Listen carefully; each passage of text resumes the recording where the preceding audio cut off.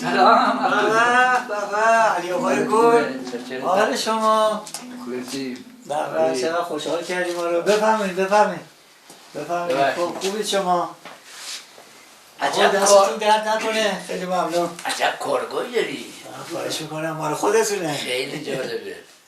برای من امروز اومدم اینجا که هم کارگاهتو ببینم، هم اون عکسی رو که به من گفته بودی که پشت پارکشر از من و محمد انداختی. بله. اونو ازت بگیرم. کار خوبی کردی. من یه مقدار اینجا عکس و آلبوم اینا دارم، اجازه بدی یه نگاهی بکنم.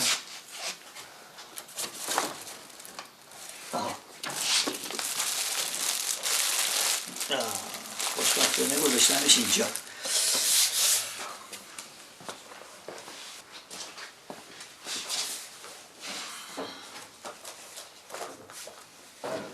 بله این هم عکسه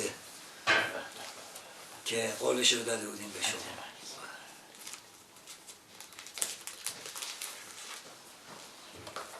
واقعا خیلی عکس قشنگ. خواهش می‌کنم. یه عکس دیگه واقعا خاطره است. یادش بخیر. پر از داستان و خاطره. چه روزگاری بود. چه آرزوها و آرمان‌هایی داشتیم. جوون بودیم. می‌خواستیم دنیا رو بهش کنیم.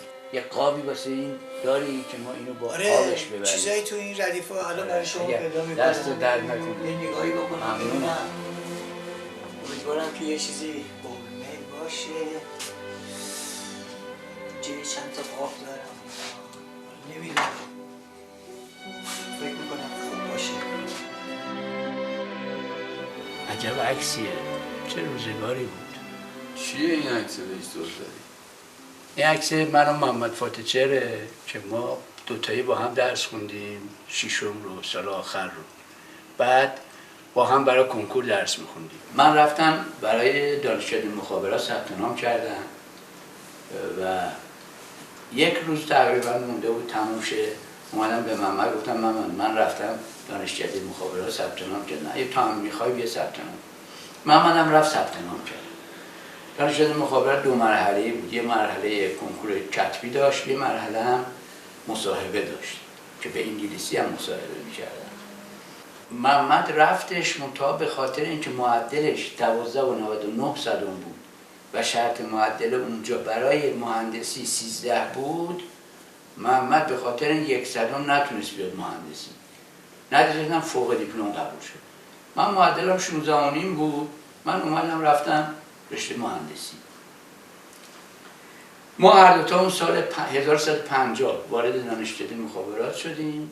سال 1152 فاتحچهر درس رو تموم کرد و رفت سربازی. بندم آبان سال 1152 به خاطر فعالیت سیاسی دستگیر شدم، رفتم زندان. در مورد زندان و زندانیان سیاسی حرف و سخن بسیار است. خاطرات همه اینا هست، اما به طور خیلی خلاصه و اجمالی زندان سیاسی با ورود به بازداشتگاه ها شروع میشه. در زمان شاه 2 بازداشتگاه اصلی وجود داشت. یکیش اسمش کمیته مشترک ضد خرابکاری بود که اصطلاحاً میگفتن بهش کمیته، و این سازمان امنیتی به توسط ساواک و شهربانی و ژاندارمری و ارتش اداره میشد. یکی هم بازداشتگاه اوین بود که گاهن به عنوان زندان هم استفاده میشد. در حال بازداشتگاه ها با خود زندان ها یه تفاوت هایی داشتن. بازداشتگاه معمولا جایی بود که قبل از اینکه شما پرونده‌تون کامل بشه و حبس و محکومیت بگیری در اونجا قرار داشتی و معمولا شکنجه هم در همون بازداشتگاه ها صورت می گرفت، حالا یا توی کمیته یا توی اوین. و بعد از اینکه بازجوها پرونده رو کامل می کردن شما رو می فرستادن به زندان که بعد از زندان شما دادگاه هم می رفتی و در همونجا هم حبستو می کشیدی.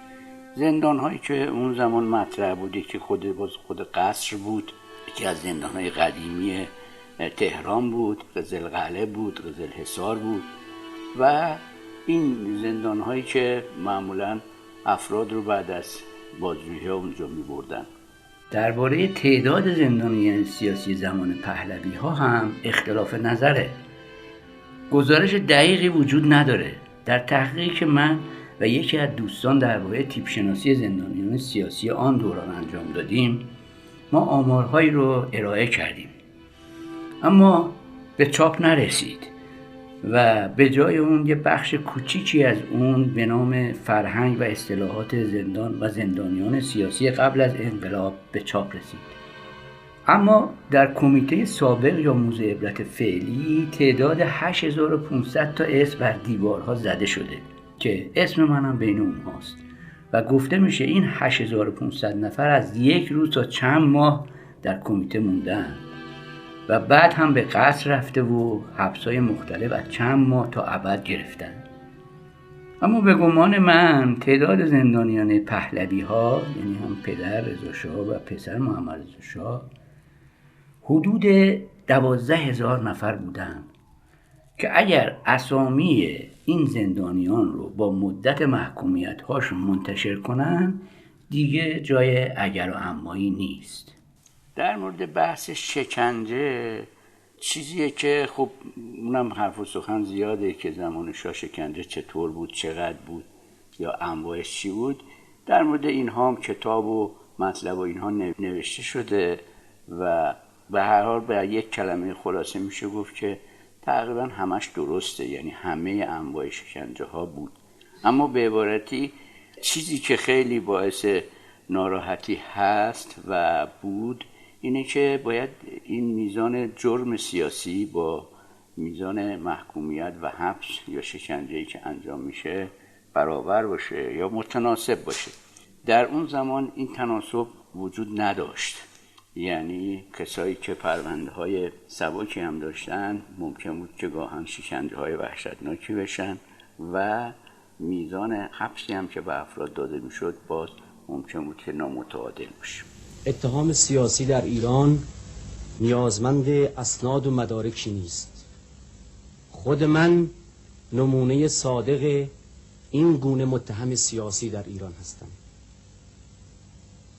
در فروردین ماه چنان که در کیفرخواست آمده به اتهام تشکیل یک گروه کمونیستی که حتی یک کتاب نخوانده است دستگیر می شدم. تحت شکنجه قرار می گیرم و خون ادرار می کنم. بعد مرا به زندان دیگری منتقل می کنند. آنگاه 7 ماه بعد دوباره تحت بازجویی قرار می گیرم که توطئه کردم. 2 سال پیش حرف زدم و اینک به عنوان توطئه‌گر در این دادگاه محاکمه می شدم. اتهام سیاسی در ایران این است. قسمت عجیب این تقدیر اینه که من که رفته بودم مهندسی، چون بعداً دانشکده به انقلاب فرهنگی و غیر خورد، من ازدواجم کرده بودم، من اومدم رفتم فوق دیپلم گرفتم. محمد که فوق دیپلم اومده بود مهندس شد، اما من که مهندسی بودم اومدم فوق دیپلم گرفتم و چون برای من این عجیب بود. البته این یه مورده، من 1-2 مورد دیگه هم بود که به نظرم بازی‌های عجیب سرنوشت بود. سعی کردم اینو بعداً توی شبه شعری به نام شطرنج زندگی اینا رو من بیان بکنم. از تقدیر بپرس برای چه حفظ کرده مرا؟ برای چه حفظ کرده مرا؟ مگر نه اینکه رسالت مغلوب نان شده است و روح تسلیم جسم؟ پس ادامه بازی برای چیست؟ آیا فقط برای دیدن تردستی عجیب او با فرخ و محمد و احمد، یا او حریف می‌طلبد؟ دور اول بازی بی برد و باخت گذشت، زیرا تولد دوم من آغاز حمله اول بود و قلعه‌ای با چندین حصار تو در تو و قفل‌های زماندار پاسخ به حمله اول. ما هم اینجا دبیرستان پیرنیا می‌رفتیم. ببین این تابلوشه دیگه. اون ته کوچه دبیرستان پیرنیا بود. عبدالله تو کدوم دبیرستان می‌رفتی؟ من همینجا تو این دبیرستان این بغل. یه حسن انقلاب که توش تردیدی نیست اینه که اینجا قلعه بود، محله بدنام تهران بود. اینم شکوفه نو بود. بله اینجا شکوفه نو بود. این محله بدنام تبدیل شد به بوستان رازی و فرهنگ سرایی که توش به هر حال انواع آموزش ها الان داده میشه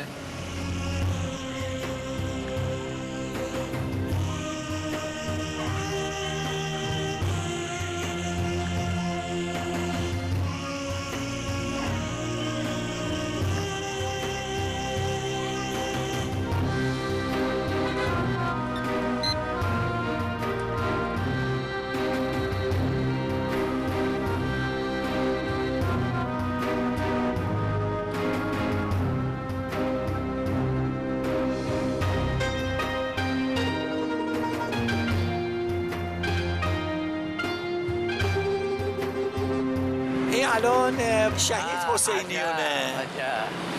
درسته، حسینیونش هم که آره. آنتیک نوشته، ولی خیلی عجیبه ها. واقعا نمیدونم چطور آخه ما که شهادت نداشتیم، چرا اسم ما رو گذاشتن شهید حسینیون؟ میدونی حقیقت اینه که الان همه این کوچه ها رو که اومدیم دیدیم که چقدر هر کوچه ای شهیده، اسم شهیده، خیابون ها اسم شهیده. مرحوم دکتر شریعتی اون زمان دو نوع شهید رو معرفی کرد، یکی شهید حسینی، یکی شهید حمزه‌ای، که اونایی رو که به اصطلاح توی جنگ میرفتن مثل حضرت به اصطلاح همین حمزه سید الشهدا، اونم سید الشهدا بهش میگن. حمزه رو به خاطر که توی جنگ کشته شد بهش میگفتن، به دکتر گفت اینا رو میگیم شهید حمزه. ولی اونایی که آگاهانه حرکت کردن و مبارزه کردن مثل خود امام حسین که حرکت کرد، اون تیپ شهیدا رو یا شهیدای انقلاب رو بهشون میگفت شهید حسینی.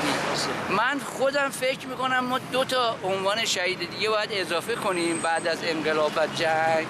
یکی شهید تصادفیه که کسایی که به اصطلاح توی موشک بارالا و اینها موشک میخورد به خونشون و اینها به شهادت میرسیدن، چون نه تو جنگ بودن نه به اصطلاح توی مبارزه بودن دیگه، ولی جزء شهدا قلمداد میشدن دیگه.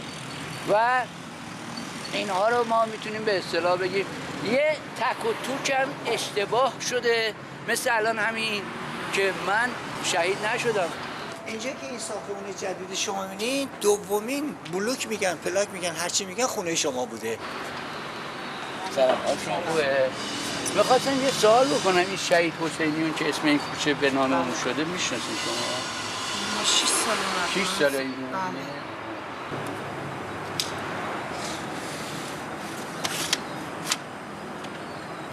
استار اومده خونه کنتور آبو ببینن دیدن کسی نبودن. سلام، حال شما خوبه؟ خوبه شما. ببین اینجا نمیشه شهید حسینیون. من خواستم ببینم شما میشناسی شهید حسینیونو؟ داستانشو میدونی؟ من نیستم، خودم جانبازم ولی نشنیدم اینجا. شهید حسین نمیشناسم. این کوچه مصباح. این نه، این کوچه مصباح، این یکی کوچه حسینیونه. خب میگم داستانشو میدونی؟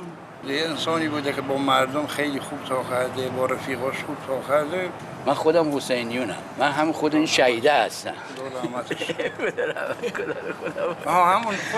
خودم من رفته بودم زندان سیاسی. اون زمان زندان سیاسی بودم، بعد فکر کردن که اینا من شهید شدم، برای همین بعد از انقلاب رفتن کوچه رو به نام شهید حسینی. من یه رفیق داشتم شهید شد، هم کلاس بودیم تو مدرسه، بعد از جانبازم شد، بعد رفت ارتش شهیدم، رفت رومی، بعد این امتیازش رو همین کارو کرده بودن. مثلا رفت دنبال پروندهش رو به نام یکی دیگه، مدت‌های جبهه‌ش رو اینجور به اسم یکی دیگه زده بودن که امتیازاش، مثلا این اسمی که شما زده احتمال داره یکی داره از این امتیاز استفاده میکنه. اینجا میشه شهید حسینیون. می‌خواستم ببینم شما میشناسی شهید حسینیونو؟ اینجور یعنی 45 سال پیش اومدیم اینجا. اون وقت که آقا باشه شما کوچه به نام حسینیون بود. دیگه عوضی نشد. عوض نشد تا انقلاب دیگه. تا اسمش هم الان همون حسینیونه. حسینیونه، منتها شهید حسینیون گذاشتن. نه شهید نیست. اگه شما زنده اسمتون اینجا گذاشتن یه ماجرا دیگه است. دیگه اونا رو من خودم رو میدونم که من زنده هستم. 37 سال بعد از انقلاب ما اومدیم محلمون رو ببینیم. البته خب واقعا خیابونا آباد شده، خوبه. اینجا همه کوچه پس کوچه بود، محله قدیمی بود، ولی دیدن یه همچین صحنه‌هایی، کارتون خواب، نمیدونم آشغال جمع کن، اینها آدمو ناراحت میکنه. آیا قربانی کدومه؟ بابا من دوست قدیمی این آقای فاتحچهر بودم که اینجا الان اسمش هست برادران فاتحچهر. بله. میدونم برادر بزرگش، میدونم حالا یا تعویض روغن بوده یه چیزی، همینجا یه دونه چیز داشت، مغازه داشت. من شما رو الان میتونم بفرستم برید که یه جا کاملا شناخت دارم. تشریف بریم پیش علی بقال. اصلا نباشید. من دوست قدیمی آقای محمد اسماعیل فاتحچهر هستم. دوست من بود. قدیما اسم برادرش هم جهانگیر بود، جهان. میخواستم ببینم شما آشنایی داری با خانوادهشون یا کسی از اونا؟ من مادرم و این پدرم اینا که اینا بودن ما قدیمی این محلیم. خب اینا میشنانه، مادرم شاید بشناسه. ببین یک کسی بود اونجا، یه دوست دیگه هم داشت، من اگه از دوستاشو یکیشو پیدا کنم. یه صادقی نامی هم اینجا بود. صادقی رفتن این محل. اونا توی محل نیستن.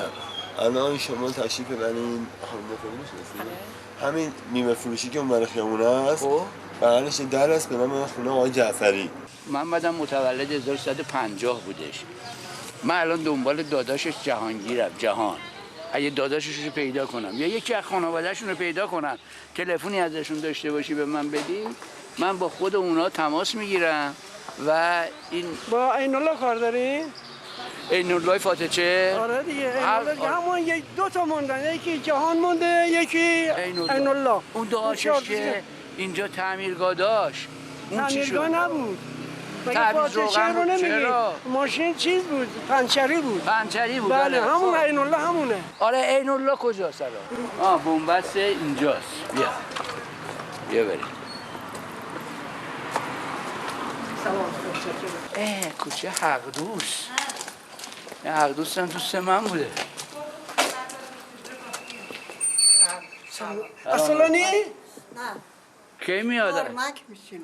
اصلا یه ساعت دیگه میاد؟ آره. خونه عینالله اینا نارمکه؟ رفتن از اونجا من یه از پایین. نه الان قلعه مرغ اونجا بود. نه این عینالله چیز فاتحه داره. نه همونجا هستن. کجا؟ همونجا کجاست؟ سر پل. پله؟ میگه سر پل، میگم همون خیابون چیز قلعه مرغی این ورنم کجاشه. بیا خودتون پیدا کن. بدم ابوالفضل وفادار. خب به چه اسمی پیدا کنم اسدالله رو؟ عطایی. عین عطایی. فاتحه بیا بواسه کبابی اگه بری جانم مباورم که میشه تو مجلسه. اونم بچه همین محله. بابا باری کلا. اونم باشم قشنگ. آره اونم با ایشون رفیق بودن. میگه ایشون این نوباوه که الان هست بیژن نیست که الان. این داداششه به نامه. حسینی هستن. دوست قدیمی آقای فاتحه بودن. بله. بعد اومدیم محل که ما ببینیم که از این دوستان یا خانوادهشون کسی رو پیدا میکنیم یا نه، که به هر حال آدرس شما رو دادن. با یه دوستی هم ایشون داشت به نظر اسمش جعفر. البته الان اونم باید دست داشته باشید. جعفر عبدالله زاده. شاید. جعفر زاره. سیبیلای کلفتی داشت. ایشون مهاجرت کرد رفت یونان. جدی؟ بله. خب شما خوب پرونده همه رو دارید. ما بچه اینجایی، ما تو اینجا ننمون رو خشت زایده. آره. با جهانگیری نام دوست دارم. دیشب جهان اینجا بود، پیش ما بود. ما یه هیئت سه‌شنبه‌ها شب اینجا خونه مادر منه که قدیمی همونجوری نگرش داشتیم. سه‌شنبه همه بچه‌ها میان اینجا. دیشب هم ساعت 9:30 آقای کاپیتان فاتحه اینجا بود رفت. کاپیتان فاتحه کدومشونه؟ جهان دیگه، جهان کاپیتان الان. کاپیتان چیه؟ بازنشسته شد، کاپیتان آسمان. کاپیتان سلام عرض کردم. چطوری؟ یکی از بچه‌های قدیم محله جمادالحق به نام آقای حسینیون رفیق شیشتانگ محمده اومده الان در مغازه ما. گفتم بذار شماره تو رو بگیرم با شما صحبت کنه. عرض کردم که دیشب اینجا بودی. گوشی خدمتتون باشه. خواهش می‌کنم. خواهش می‌کنم. الو سلام.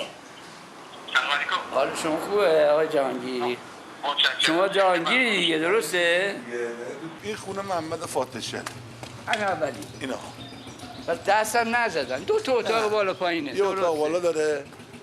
یه اتاق پایین داره. کلاً 10 متر در 6 متر. آره یادمه. محمد هم ورزشکار بود هم. بله بسکتبالیست. اون زمان بچه بسیار خوبی بود. بله بچه خوبی بود. و جزو کسایی بود که اولین نفری بود که توی این منطقه دنبال این حرفا بود برای انقلاب. یه دوستی هم داشتن اینا که من البته الان هیچی ازش یادم نیومده، نمونده. یه خورده هم سنش بزرگتر از ما بود. بعدش اصلا بچه های همین محل اسمش هیچ یادم نمیاد از اون هیچی. از اون جعفر فقط سیبیلاش یادمه. جعفر سیبیلای خیلی مشکی و ببخشید یه خوردم تیپ داش مشتی داشت. لات بود جعفر لات بود. حالا نخواستیم دیگه اینجا اونجوری بگیم. اون روبرو اتفاقا آقای حسینی من به شما یه چیزی بگم. تو صحنه کربلا هم که بری نگاه بکنی همشون نماز شب خون نبودن. لات به معنای اصلی لات رو شما گفتی آقا ما نگفتی من میگم فیلم مال منه. این لاتایی که به معنای اصلیش که شما ببینید لات یعنی چی؟ لات یعنی عیار یعنی آدم خوب. این آقایونی که تو خیابون میبینی دارن خلاف میکنن و هزار تا پدر سوختادی اسمشون لات نیست، اینا اسمشون لوته. به ترکی یعنی لختی یعنی اینا ول تو خیابونن. والا لات کلمه بدی نیست. تو همین محل ما لاتای محلمون با گردن کلفتی اعلامیه پخش میکردن. با گردن کلفتی چاقو میکشن دنبال ارتشی‌ها میکردن. به اونا میگن لات، به اون لاتا ما افتخار میکنیم. این کوچه ما اکبر اون خونه مادر ما دست نزدیم. میخوای بریم اونجا؟ بیا اینو نگاه کن. اینم دارالقانون قرآنیه که آقای فاتح چرینه الان توش بچه‌ها میان. این خونه مادریمونه ما دست نزدیم. بچه‌ها گفتن دست نزنیم به عشق همین 2 تا 3 تا اتاقی که قدیمیه. درسته. این هیئت شاهزاده علی اصغر مال 1340. محمد بدی و خوبی ها رو دید، بعد خیلی حسینی ارشاد میرفت برای دیدن دکتر علی شریعتی، چون موقع جوانا همین کار میکردن. البته من نبودم ولی محمد بود و با هم خیلی صحبت میکردیم. حالا چرا به این راه رفت؟ به دلیل عقایدش. هر کس برای خودش عقیده سیاسی داره. محمدم اون زمان مخالفت کرد با شاه. این محمد آقای فاتحچهر بچه این کوچه و این محله است. همین کوچه روبروی خونه‌شون هم همون هست. گرایشش به انقلاب ایشون زمانی شروع شد که دکتر علی شریعتی در حسینی ارشاد برنامه اجرا می‌کردن. ببین این مسجد ابوالفضل رو که اینجا می‌بینی به اصطلاح من فکر می‌کنم که علت جذب محمد فاتحچهر به مبارزه از طریق این مسجد شد، چون بعضی از دوستاش رفته بودن این مسجد، اینم با اون دوستاش رفت و کم کم قاطی انقلاب شد. دلیلش هم این بود که پیشنماز اینجا اسمش آقای آیت الله ایروانی بود که الان هم این خیابون من دیدم که این خیابون رو به نام ایروانی کردنش. چرا بعضیا جذب مبارزه با استبداد میشن بعضیا نمیشن؟ علت این که بعضیا جذب مبارزه میشن بعضیا نمیشن اینه که شخصیت آدم‌ها بر اساس اون خاطرات و حوادثی که در زندگی داشتن شکل میگیره. مثلا برای خود من اگر این کتاب یادگاری غزلیات شمس از پدر بزرگم وجود نداشت که یه گلوله خورده، یا اینکه به اصطلاح این داستانی که پدر من در یه تظاهراتی شرکت میکنه و مشتی میخوره به دهنش و دندونش میشکنه نبود، این منم جذب مبارزه نمیشدم. دقیقاً اون که چرا حالا این سربازای رضا شاه میخواستن ایشون دستگیر کنن من نمیدونم، ولی به هر حال اینا تصمیم میگیرن که بیان خونه و ایشونو دستگیر کنن. بعد که میان خونه این پدر بزرگی داشته این کتابه رو میخونده، غزلیات شمس. بعد سربازا وارد که میشن ایشون پا میشه که فرار بکنه، اینا شروع میکنن به تیراندازی. بلافاصله کتاب برمیداره و میگیره جلوی صورتش، یه تیری از میخوره به اینجا. این سوراخی که توی کتاب هست جای اون تیر هست که به اصطلاح خورده. بعد یه لامپای چراغای گرسوز بوده قدیم، اون رو روشن کرده بود، اون رو میزنه میندازه، تاریک میشه، اتاق تاریک میشه، فرار میکنه و میره. از سال 1340 که در محلمون یه هیئتی رو تأسیس کردیم، ایشون هم به هر حال در اون هیئت ما شرکت میکرد، مخصوصا در ایام عاشورا، و به هر حال ایشون یکی از فعالان تیم‌های ورزشی بود که ما با هم کار میکردیم در فوتبال و در والیبال، و ایشون خیلی علاقه هم به بسکت داشت که با افرادی که الان در رأس مربیگری هستن ایشون هم بازی بود. فوتبال هم کاپیتان بود. جهان هم داداشش گلر بود، خیلی گل عالی میگرفت. من چون بزرگتر یه مقداری بود، 1-2 سال منو کاپیتان معرفی کرد، بعدن یه سانت کردن، من خودم به خودم گل زدم. من گفت بابا تو کاپیتان معرفی کردیم اینجوری. آره خیلی خاطر جالب میشد. بازی میکرد، بسکتبال بازی میکرد با من. خیلی ما باشگاه دیهیم با هم دیگه تو یه دونه باشگاه بازی میکردیم، من اینها در مخابرات پیام‌های آقا رو چیکار میکردن؟ کپی میکردن، میگرفتن، چاپ میکردن، میوردن به من میدادن، من میوردم چیکار میکردم؟ پخش میکردم.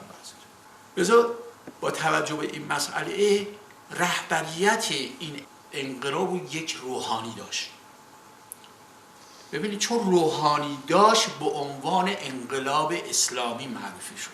من رفتم خونه مامانم، دیدم همه ناراحتن دارن گریه میکنن. گفتم چی شده؟ دیدم محمدم چمیلیونش چمیلی گرفته. گفت میری تو رفتی، منم دارم میرم. گفتم کجا؟ چون میگم با هم خیلی صمیمی بودیم. گفتم کجا؟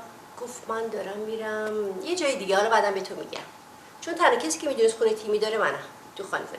در یک شرایطی که خیلی سخت شده بود که مردم تظاهرات کرده بودن و نمیتونستن که این تظاهرات رو سرکوب بکنن، دست به دامن این شده بودن که بتونن از نیروی هوایی شاهنشاهی اون موقع استفاده بشه که بتونن چیکار کنن؟ دیواره صوتی رو بشکنن.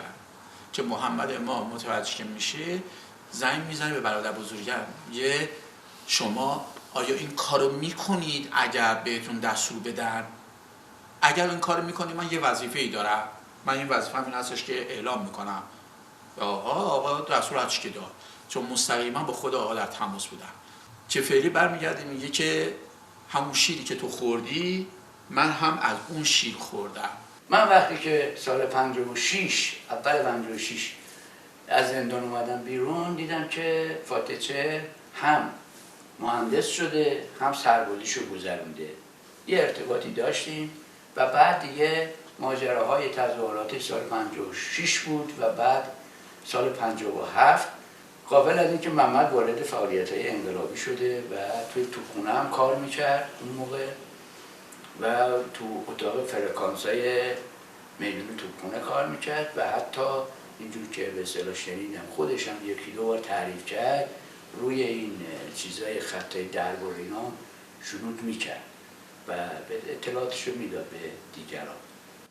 مسجد برنامه‌ریزی میکرد و ما هم و همچنین محمد فاتح که جزء این گروه ها بودیم که در مسجد فعالیت میکردیم، هم پاسداری از بحث عرض بشود که امنیت محل، هم بحث تقسیم ارزاق عمومی.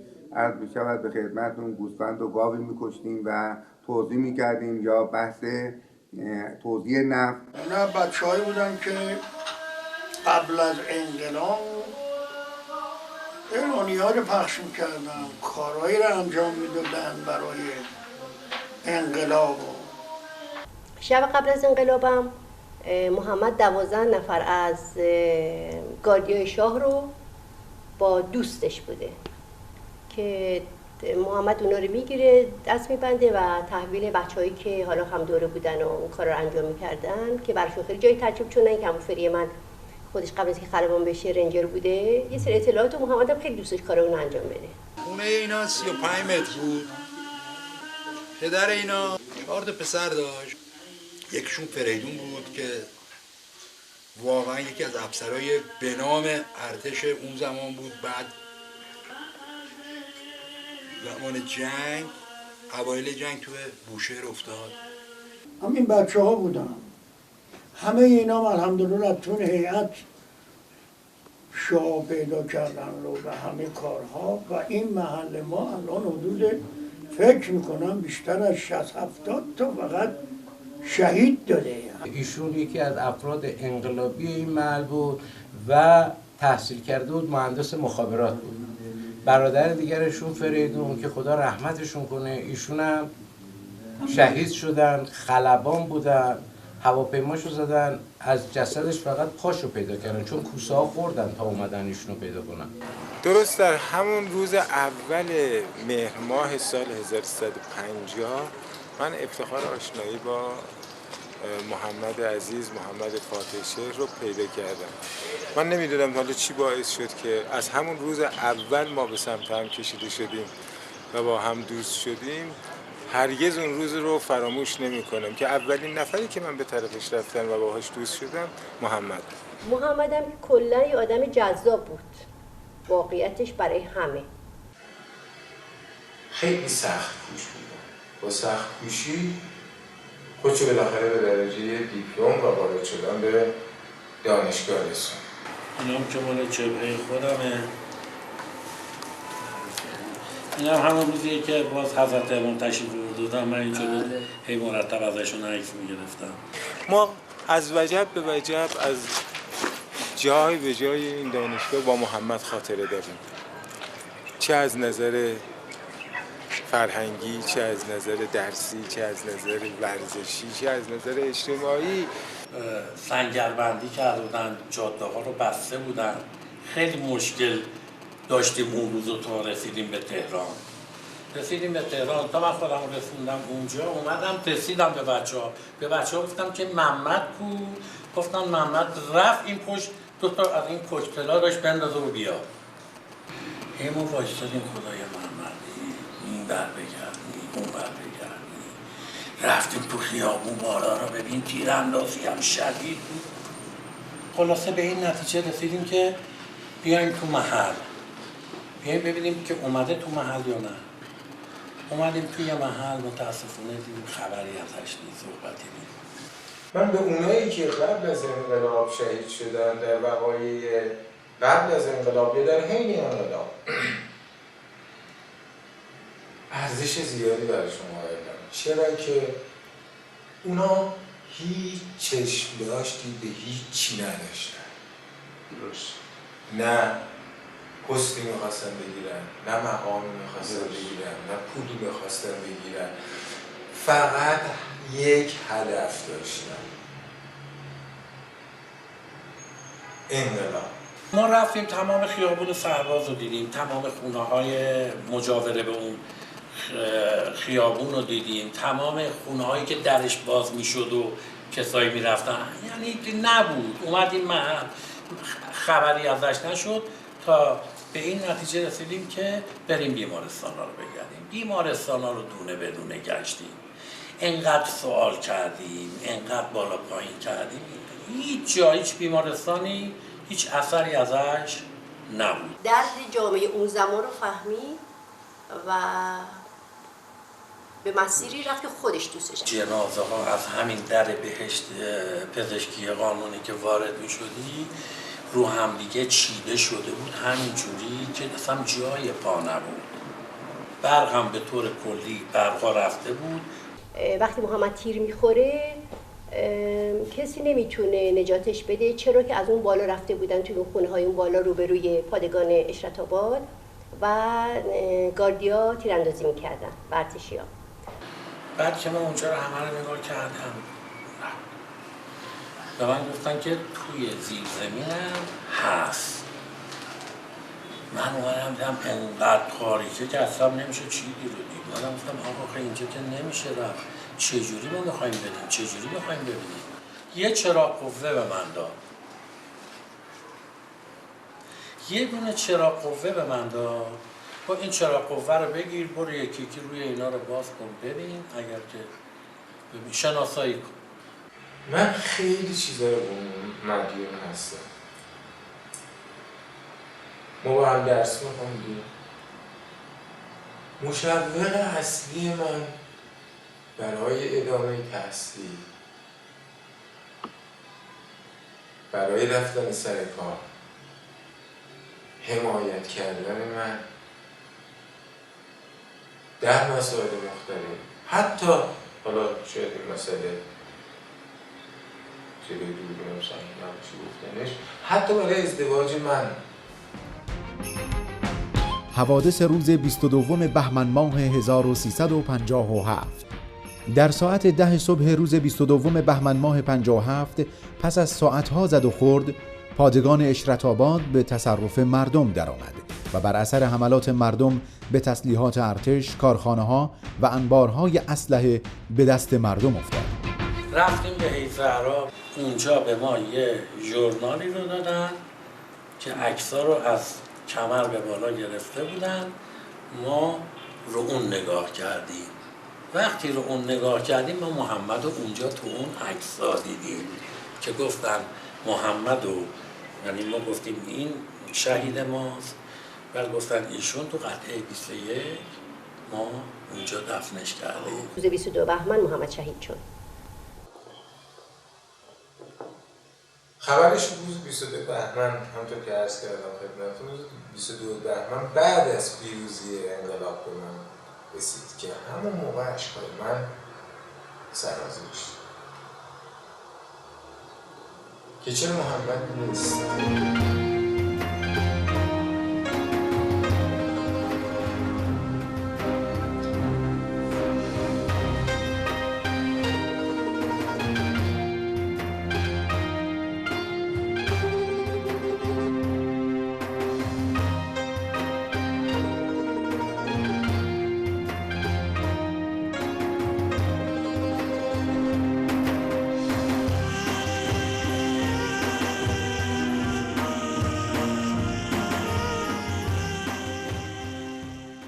تقدیر و سرنوشت چیزی کمی نیست و یکی از همین بازی‌هایی که من تو زندگی باش مواجه شدم، بازی‌های تقدیر، داستان من و محمد فاتحچهر بود.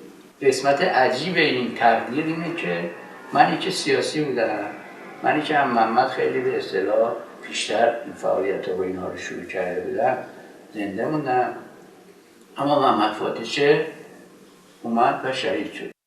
وقتی که ماه بهمن میرسه به خاطر دهه فجر و مراسمی که برگزار میشه، دوباره ما به یاد شهیدان میفتیم. همینطور 22 اسفند که روز شهید اعلام شده، با دیدن عکس ها، پلاکات هایی که توی خیابونا میزنن، ما حد اکثر اینه که یک نگاهی میندازیم و فاتحه میخونیم و عبور میکنیم.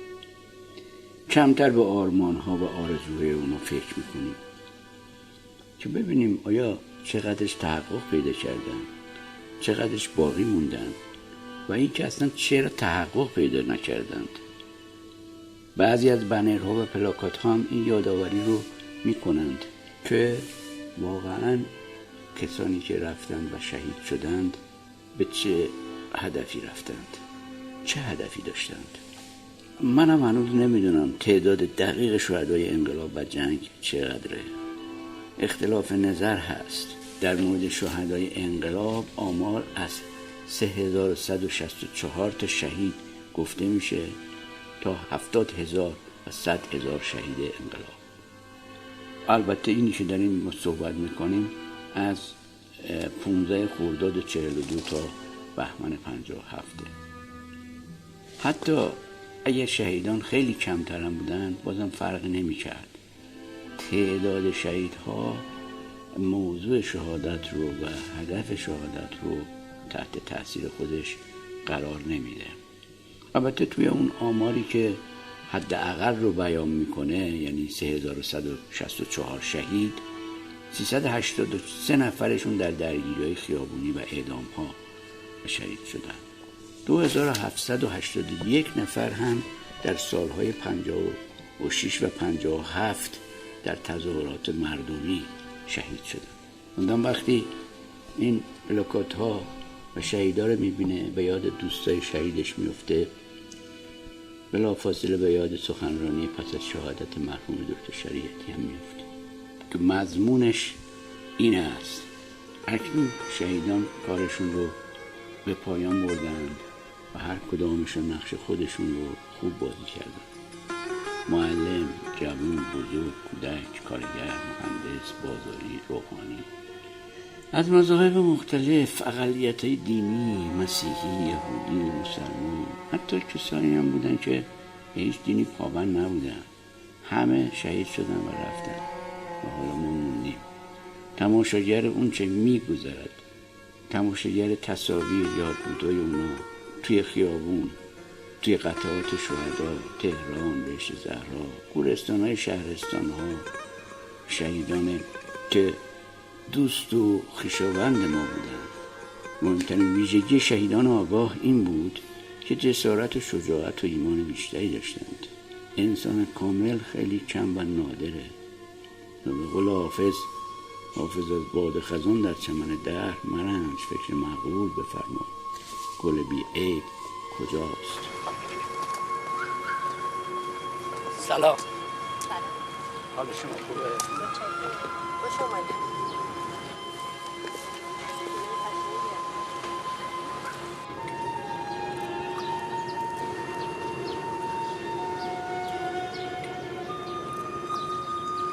محمد آقا خدا بیامرزتت، انشالله که غرق رحمت و کمالات بشی. داستان شهیدا خانم فاطمه توی ایران واقعا داستان پیچیده و بغرنجیه. یه زمانی جلال آل احمد میگفت که چون ما یه مدت درازی به مقبره داری شهدا پرداختیم باعث شد که اتفاق مهمی نیفته. بعد یه عده‌ای که این حرف رو قبول کردن سعی کردن سنت شهادت رو زنده کنن، از جمله آیه محمد اسماعیل فاتحچهر و خیلی های دیگه‌ای که به هر حال شهید شدن و این انقلاب رو به ثمر رسوندن. اما حقیقت ماجرا این هست که باید بیشتر راجع به این موضوع ما فکر بکنیم و به نتایج بهتری برسیم. خدایید ای شهیدان خدایی، بلا جویان دشت کربلایی، کجایید ای سوار